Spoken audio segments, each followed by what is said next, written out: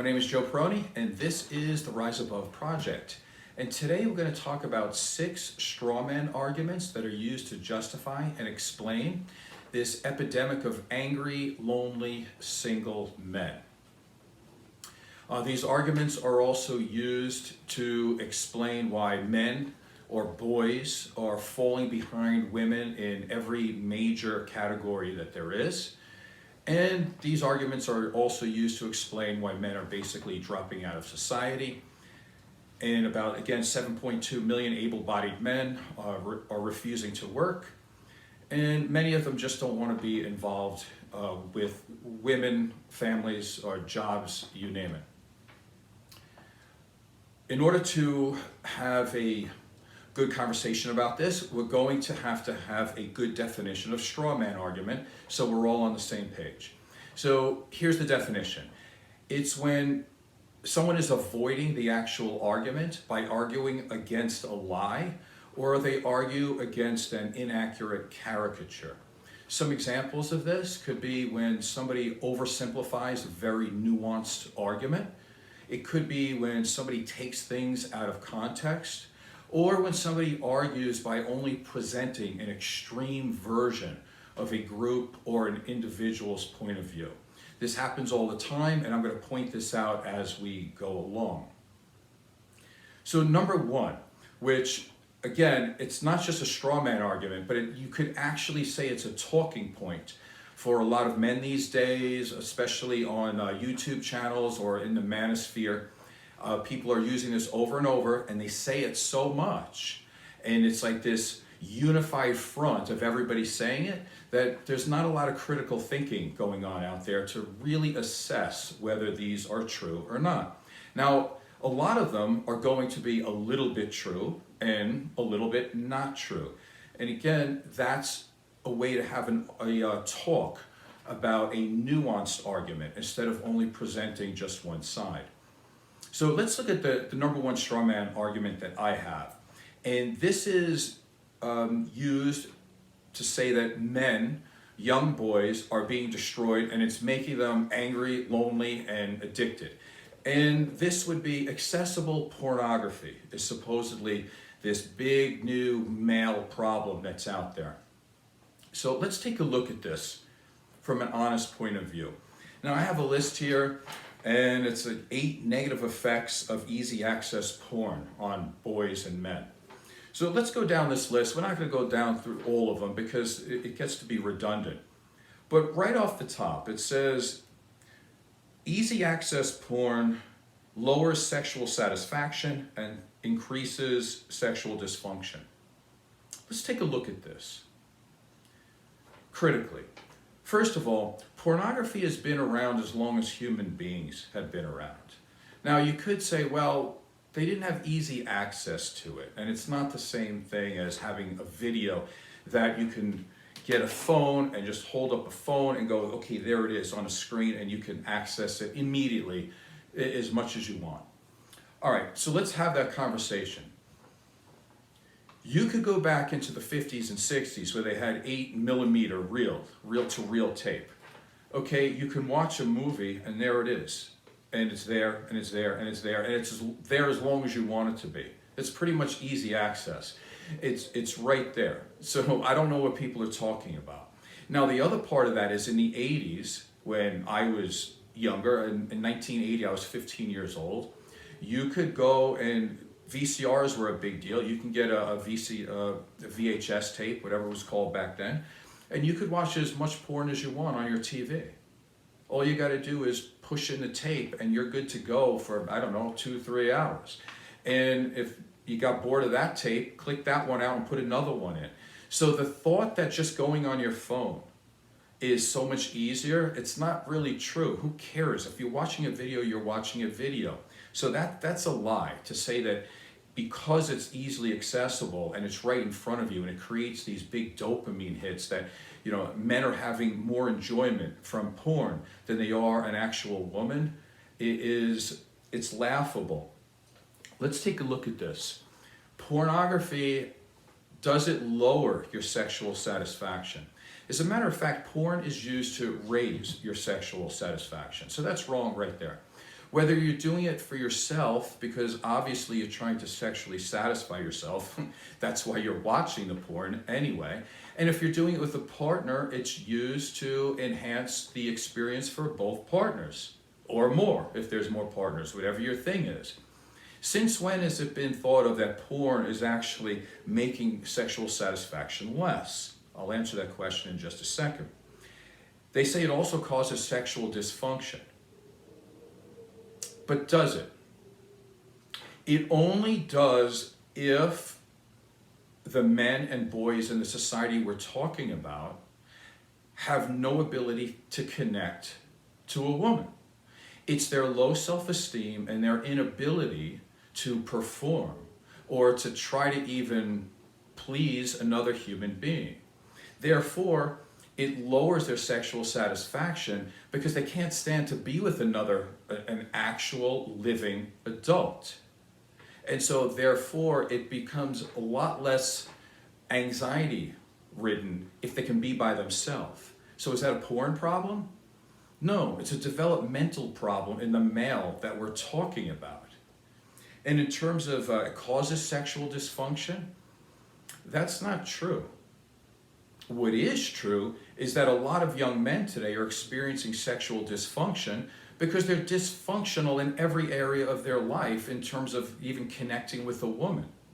In no way in the world should a normal male who has gone through the normal developmental process should be looking at pixels on a screen, a video, and thinking they get more sexual satisfaction out of actually being with a person that they're touching, that's touching them, that you can hear them breathe.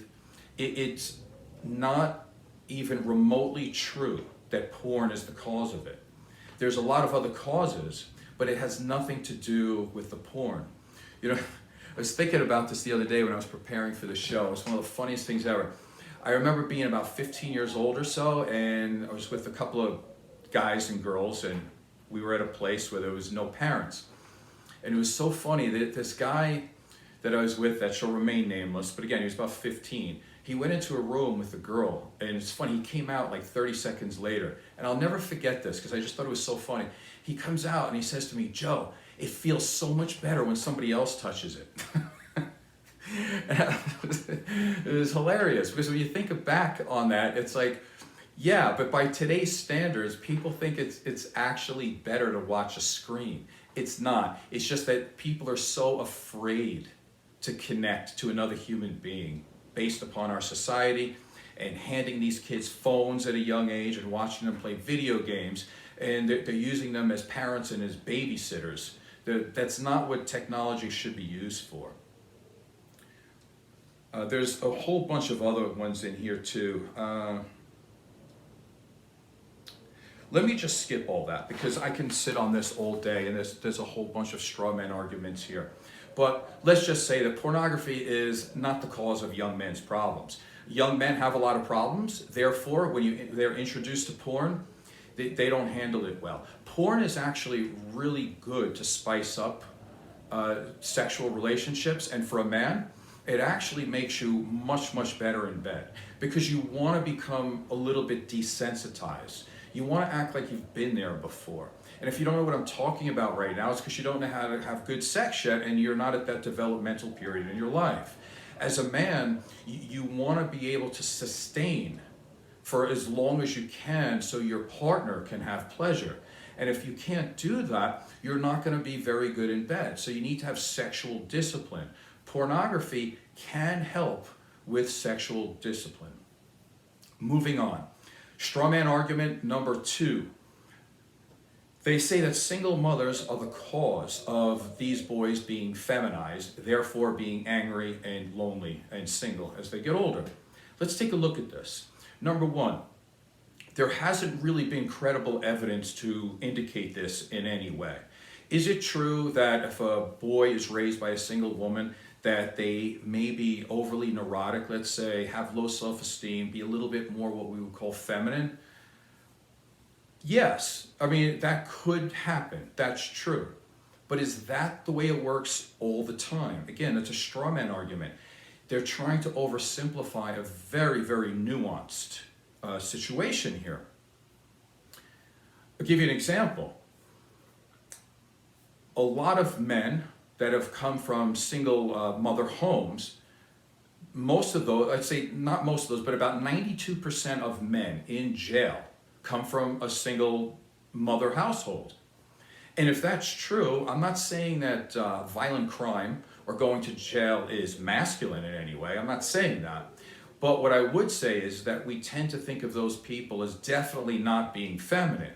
And so if we say that there's not a male around, but these guys become more angry and they have what I would say unfettered masculinity or unchecked masculinity, it actually gets worse. So what we see is, if we can assume that a lot of people who come from single parent homes are traumatized, what we're looking at is the margins. Some do become what somebody would say is feminized. On the other hand, there's also a lot of evidence that shows that men who come from single mother households become overly masculine in some ways. And sometimes they can tether that a little bit, and sometimes they cannot. So what we can see is a young boy looking at their mother and wanting to be a provider, wanting to be a protector, and also at the same time being very sensitive to a woman's needs. So again, it's a very nuanced conversation. We can take a look at somebody like Mike Tyson, who didn't have a mother around. Nobody would say that he's feminized. You would say that he's probably masculine to the point of being, again, unfettered and unchained masculinity, to the point where it's dangerous, and I hate to use the word, but people use it, it's toxic. And so we can use that for him, but you would never say that he's feminized. On the other hand, you could say that there are people who take leadership roles. Now, from an anecdotal point of view, because growing up, my mother raised me. My father was around, but for the most part, I was raised by a single mom. By the time I was 6 years old or so, I was thinking about being a provider. I was thinking about being a protector. I was thinking about being very sensitive to women's needs. And this happens to a lot of people. I'm not special. So that's the anecdotal side. Let's take a look at some people that could be good examples of that. Bill Clinton, two-time president, comes from a single mother. Again, no one's going to call him feminized. Barack Obama, same thing, raised by a single woman. We can also take a look at people like Keanu Reeves. We can look at Jon Stewart, and we can look at somebody like Michael Phelps. All of them very successful as people, and nobody would ever say that they're feminized. And they all have high self-esteem, and they all have this, it seems like they have this desire to really take care of people, to be providing for people, and for protecting people who tend to be weaker on the margins. So again, it's a very nuanced argument. You cannot blame women for causing men's problems. That's just ridiculous. Let's move on. Number 3, and continuing kind of in the same light, these male influencers, people from the manosphere, again, this epidemic that they're saying of angry, lonely single guys can be caused by not enough male teachers in school. So let's take a look at this. Once again, there has been no credible evidence that shows that a female teacher is going to ruin a boy's life and that can't teach a boy. Again, let's go a little bit anecdotal evidence here. I was born in 1965. I started school in 1970. And as I go through that, we're looking at that's 50 years ago. I had very, very few male teachers. Most of my teachers were female. And most of Generation X, who for the most part you would say that those men tend to be extremely masculine, extremely individualistic, but also have the ability to take care of other people. They were raised by teachers who were women. So how come now this is the straw man argument that these women evil teachers are ruining our boys? Maybe it's the parenting, maybe it's our society before the boys ever step foot in those schools. Again, it's not a woman teacher problem. But to be fair, as it is in the year 2023 compared to about the year 1970, there's about 10% more female teachers than men teachers now. But is that really a lot more? Not really, no. And the teaching profession has expanded. So when you actually look at it, there are more male teachers now than there was in 1970. So that's another fact that a lot of these people want to just ignore, again, because they're trying to take an extreme position and they're not looking at nuanced arguments. So here's the other part of this equation for them. They say that school is designed for girls. It's not really designed for boys. Why is this? Because you have to sit in a chair most of the day and just learn from there. Whereas they say boys want to run and jump and climb trees and do all these things, basically things to skin their knee and break a sweat type of thing. I actually agree with part of that. That's true. I do think that we should get back to some basics in school and make these kids do gym class and have the presidential physical fitness test like they used to. I don't know if they still do that anymore, to be honest. I haven't heard anybody talk about it, so my guess is that they don't. However, when we start looking at this, and me as a licensed marriage and family therapist, I've worked with a lot of young boys. And I can tell you this, most of them now are overweight. Most of them are sedentary. And if you take a look at the actual data, you would see that in the major masculine sports, such as in the fall, it would be football. In the winter, it would be wrestling. And in the spring, it would be lacrosse. They're having a massive decline in participation in those sports, more than double digits. Boys don't want to participate in masculine sports anymore. It's unfortunate. So when we look at this and we say, listen, if we're going to create a school more for boys, we would say that there has to be more physical activity, and then you could do some of the English and science and all that, and that would be better. However, is that really true today? Because if you tell a boy to go out and run a mile, he's going to complain. And if a kid has free time, do you think that they're going out there playing sports, playing tag, or playing a football game out in the streets like we used to? No, they're sitting down for 8 hours playing video games, which is the same exact thing that people are saying that they are incapable of doing at school. So it's not true. These kids today are so lazy, and they're so uninspired to do anything other than sit around and eat and play video games, that you can't make a generalized statement to say that schools would be better if they allowed boys to do sports. Most of the time now, they're opting out of sports, and they're opting out of gym class every chance they get. So it's not really true. So it's not the way we teach, right? And again, Generation X, and if you can probably go to boomers, were raised in schools just like these schools that people are complaining about today that are not made for men.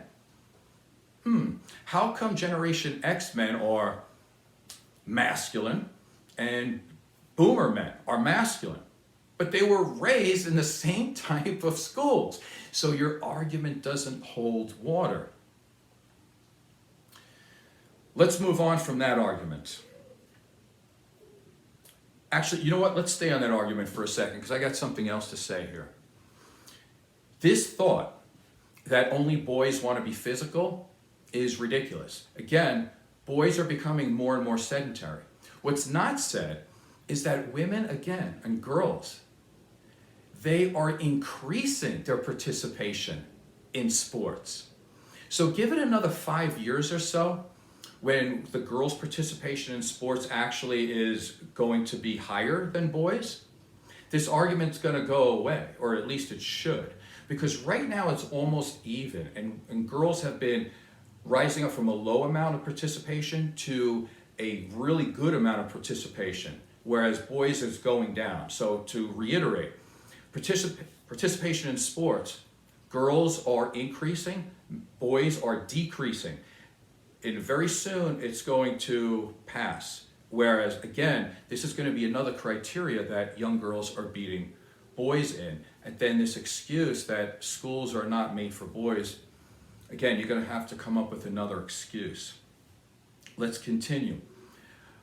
Another reason why they're saying that there's an epidemic of angry, lonely, single guys is because women are very picky, and they're raising their standards. All right, let's take a look at that. There are some women that are overly picky. Yeah, no doubt, we can say that. However, there's also a reason why women are more picky these days. And this is because women are becoming more advanced in every criteria that we can name. Therefore, as they get older, they're making their own money. There's more women in colleges, and therefore their future looks much more bright than a lot of these guys that are just sitting around on couches playing video games. Therefore, they don't need a guy to pay their bills. Therefore, with that many options open to them, they're going to go for better options. It's not enough for a guy to have a minimum wage job to impress a girl, right? You're going to have a lot more than that, and that makes sense. Who would complain about this, actually, to say, oh, women are just too picky and they have more options, therefore their standards are going up? Who would say that that's a bad thing? You would have to be maybe on the border of being a misogynist, or a person who's just very angry and bitter at women, and you're not looking at yourself and you're trying to blame other people. Now, why do I throw around the word misogyny? It's not a word that I would like to use. However, let's say you're a man and you have a daughter. Are you going to be angry that your daughter has higher standards and is not going to put up with a loser kind of guy, and she's going to wait for the right guy that adds to her life? No, you're going to want her to do that. So a good man wants a woman to have higher standards. Therefore, I can probably draw a straight line to say, if you think that that's a problem, that a girl is picky and has standards, I'm going to say it's a really deep rooted issue with you, maybe bordering on misogyny. Let's move on. Number 5 in our straw man arguments. Dating apps, they favor women. When you go on a dating app, not that I do that, but when you look at the data on these apps, it'll be about 70% men, 30% women. And when you're looking to make a match, a girl will have multiple opportunities. They'll have multiple people wanting to match up with her. Whereas a guy, not so much. Is that a problem? Yes. What do I think about it? I say, who cares? Actually, these dating apps are mimicking real life, because that's the way it is. I know things are changing, and they are, and women are becoming a little more forward. I understand that. But still, in our world today, we still have this thought that men have to be the initiators, and women sit back and they take a look at their suitors of what they have and what they don't have. Therefore, there's not a lot of women who make the first move. A lot of women will judge a man based on that. They won't make the first move, because if they think that a man doesn't have the confidence and they're not secure in themselves enough to make the first move, then they don't even want to just start a relationship with that guy at all. So to them, that's the non-starter. If you can't approach a girl, they don't want you. And that makes sense. I think it makes sense. So dating apps are, as much as people are complaining about them these days, there's nothing to complain about. It actually matches the way real life is. If you go to a club, if you go to anywhere where men and women meet to potentially have either short-term or long-term relationship, what you're going to look at is a bunch of guys who are looking to make the first move and a bunch of girls waiting to be hit on. Therefore, in every situation you are in life, women are going to have a massive selection of people to choose from. That's the way it is. If you don't understand that, you're going to have a really hard time in life. Now, in looking at that, again, there's this thought all the time, like only the top guys get the girls. Partly true. So let me give you some anecdotal evidence for you, being a man myself. Let's go back to about the 80s. I was in my early 20s. At that time, I had already competed and I placed in the United States Bodybuilding Championships a couple of times. I was already in Playgirl a couple of times. And I was walking to my job in Manhattan, going through the World Financial District. And I look up and I see this billboard of me, because it was one of the ads that I did. I was on a rowing machine or something like that. And I was happy. I was proud about that. But I could tell you about of working in Manhattan for a year, of walking through the city day after day. I never, not once, ever got hit on by a girl. That's life. So do I understand being lonely? Yes. Do I understand of trying to do all the right things and still being lonely? Yes. Why? Because our society is set up that girls don't make the first move. So if you're not willing to make the first move, you are going to be lonely. That's the way it is. Now, on the other flip side of that, you can get a girl, and let's say she's a 10, she's going to get more attention than she'll ever need. However, if she's a 3, she's still going to get more attention than she'll ever need. That's the way things work. That's the way you have to deal with it. And if you're going to let your self-esteem get in the way, you're going to have a really bad life. That's the way it is. I know a lot of people throughout the years of being a therapist, and they think polyamory is a good idea. And a man will go, yeah, that's a great idea. That's awesome.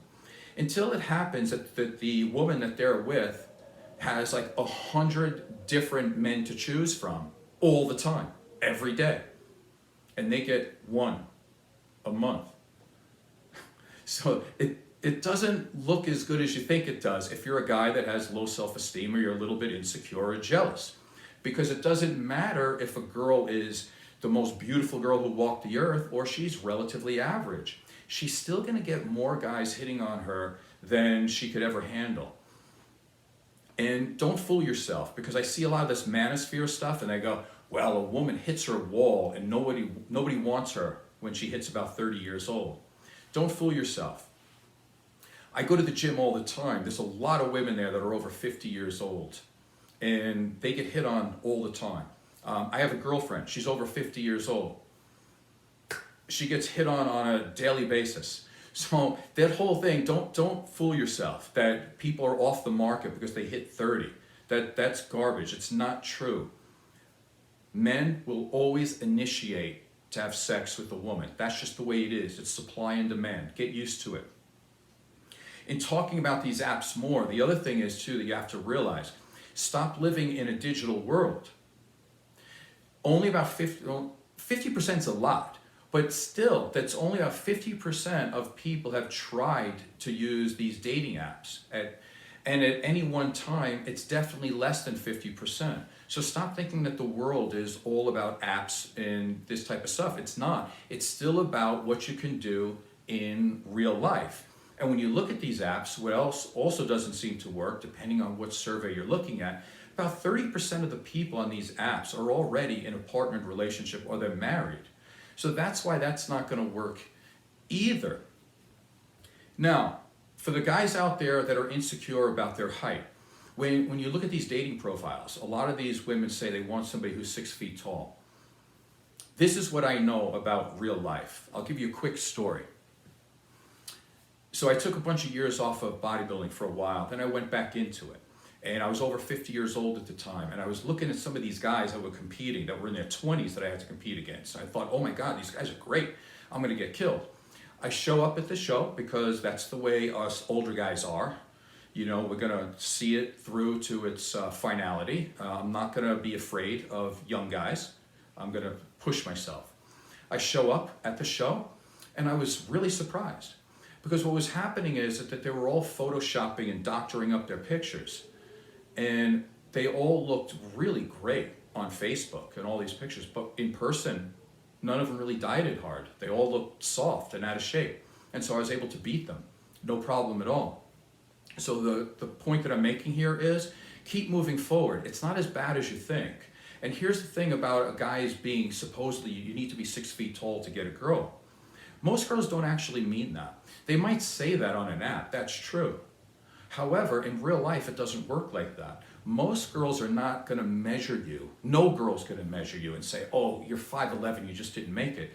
What they're really saying, and you need to understand this, what they're saying is that they want a guy who's taller than them, so they don't look like they're the big one, supposedly. But here's the thing about that. The average height for a girl is like 5'3", maybe 5'4".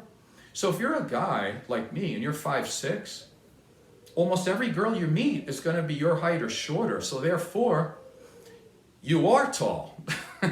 So that's the way it works. Like if most women are 5'3", you can be 5'8", 5'9", you could be any of those below 6 feet tall, and you're going to be able to get a girl. These apps are fake. They don't really work. The thing that's really important in relationships are compatibility and connection. And you're not going to get that off of looking at stats from an app. So that's why you have to follow through the process to finality. You have to be able to learn how to talk to women, you have to have confidence, and you have to be able to actually engage a woman in a conversation. And so therefore you have to have pro-social behaviors. It's not based on numbers on an application. It doesn't work like that. If you want another example, and I know this show's getting long, but I have a lot to say about this for young men. I just wish they would listen. Most of the time they don't listen to me because I'm actually telling them that they need to do better, and they don't like that, and they're looking to make excuses, and I'm not about excuses. Let's take the most successful band in musical history, which was the Beatles. Do you think the Beatles scoured the earth to find the world's greatest drummer for their band? Well, if they did, Ringo Starr definitely wouldn't be their drummer, that's for sure. Do you think as they started to make more money, they scoured the earth to find the world's greatest guitar player to be in their band? Well, if they did, they got George Harrison, okay? He's good, but he's definitely not even remotely close to being the world's greatest guitar player. So what am I saying here? You need to follow things through to finality. When these guys got together, they were a cohesive unit. There was a synergy there, that some of their parts ended up being greater when they were together, and they were able to work off of each other. Just like a relationship, they had compatibility, they were friends, they got along, they were able to work through their problems together to put out a product that they wanted to, even though there was 4 different brains working on it. And they all had connection, they were friends. So therefore, they were able to put out a great product. And if you go through all of the great bands in history, what you'll notice is that they did not look around the earth for someone that hit a standard. What they did was they just got together and they put it together. And that's the way real relationships work. Don't go by apps, it's all fake. Continuing, the last one I want to talk about real quick, because the show's getting long. The straw man argument about video games destroying boys, making them angry, lonely, and addicted. Garbage. Video games came out in 1972. Video games have been around since my consciousness. I was born in 65. I barely remember much for nothing for those first few years. By 1972, I was 7 years old. There were video games out then. Were they as good as they are today? No. But does it matter? No, because we didn't know that the better ones existed. But the point is that video games in front of young boys did not destroy their lives back then. Why? Because we were brought up correctly.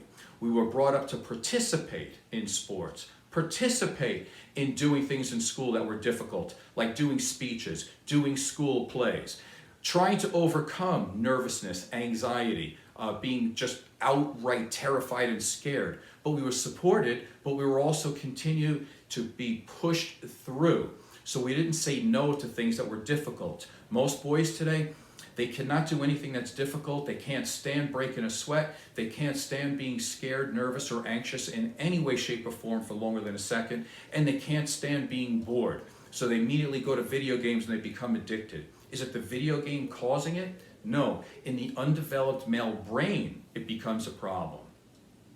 In the presence of really bad parenting, then video games can be a problem.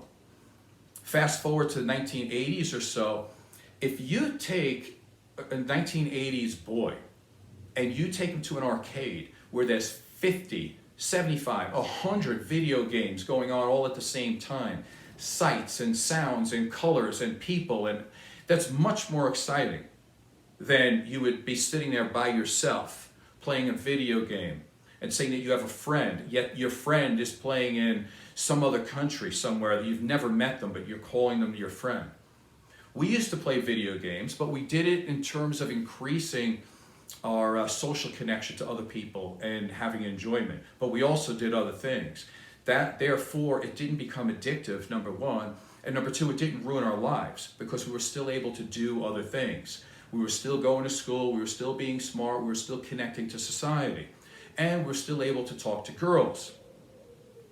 So that's the point. So again, these straw man arguments, these talking points that these men are using, that they're blaming everybody else for men and boys' problems and why they're dropping out of society, makes no sense. All of these problems really have all been there before in some way, shape, or form. And they have no effect or no negative effect on a boy who is raised correctly. As a matter of fact, it makes you stronger as you go along, because some of these things you have to accept. Like I said, as a man, I don't care if you're a 10. You're going to have to be the initiator most of the time if you want to be able to find love in your life. That's the way it is. You're going to have to deal with it. Stop complaining that apps just don't work in your favor. No, they don't. But life doesn't work in your favor. It's the same exact thing. So let me end it here. It's already, 36 minutes. Okay. So hopefully this was beneficial to you in some way. I have this fear that if this show is not beneficial to you, it's really unfortunate that your self-esteem is that low and your sense of victimhood is that high, that you can't accept this information that I gave you. That's all there for you to be a better person and to have a good life. Stop following people that are making money off of you by actually putting you in a position that's going to ruin your life, or at least take you out of life completely to where you just withdraw. If you withdraw from the world, you don't want to work, you don't want to see girls, and by the way, women do an easier job, or they actually have more enjoyment than men do when they're single. Most men who are single don't like it, and it's not a good existence for most men. So don't tell yourself by being some lone wolf somewhere, not working and not being with girls is going to be enjoyable to you. It might be enjoyable compared to you having to face your insecurities and your low self-esteem and your victimhood, yes. But those are things you want to get over so you can enjoy a real life and connect yourself to society. Make yourself valuable. Have some meaning and purpose in your life. Hopefully that was beneficial to you. My name is Joe Peroni. This is the Rise Above Project. Please subscribe and tell a friend. Thank you.